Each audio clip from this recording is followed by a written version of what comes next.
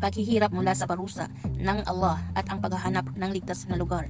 October 5, 2017. Bismillahirrahmanirrahim.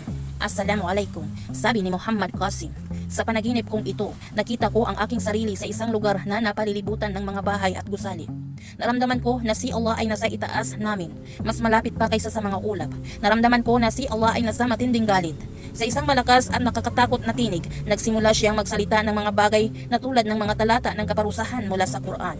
Naramdaman ko na nagbigay si Allah ng mga utos sa mga taong ito upang gumawa ng isang bagay, ngunit hindi nila sinunod ang kanyang utos at hindi nila ito pinansin. Sinabi ni Allah, ipapadala ko sa inyo ang kaparihong parusa na ipinadala ko sa mga taong nauna sa inyo na hindi sumunod sa aking mga utos. Binanggit ni Allah ang parusa sa mga tao ni Propeta Lot alayhi salam at nagtanong, nakalimutan na ba ninyo ang parusang ipinadala ko sa kanila? Sabi ko, hindi, si Allah ay galit na galit.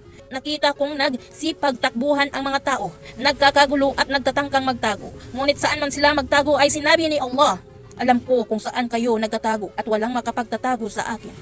Pagkatapos ay tumakbo sila sa kabilang direksyon at muling sinabi ni Allah ang parihong kataga, alam ko kung saan kayo nagtatago at walang makapagtatago sa akin.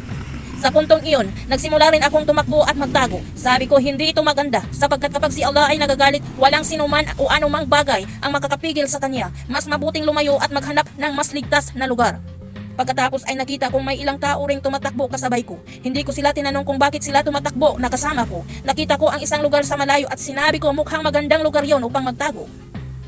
Umupo ako sa isang sulok na nakasandal ang aking likod sa pader. Ang mga taong kasama ko ay umupo rin sa tabi ko.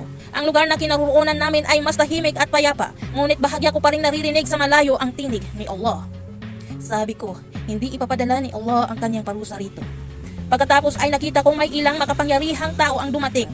Nag-uusap sila at sinabing, ang mga tao rito ay tila mapayapa at ligtas sa kapahamakan. Marahil ibig sabihin, nito ay hindi ipapadala ni Allah ang kanyang parusa rito. Kaya't ako'y naghintay, nag-aalala at nagtataka kung kailan matatapos ang galit ni Allah. Naisip ko sa sarili ko, kapag ito'y natapos at bumalik ako sa lugar na pinanggalingan namin, may natitira pa kaya doon? At dito nagtapos ang panaginip ni Muhammad Qasim.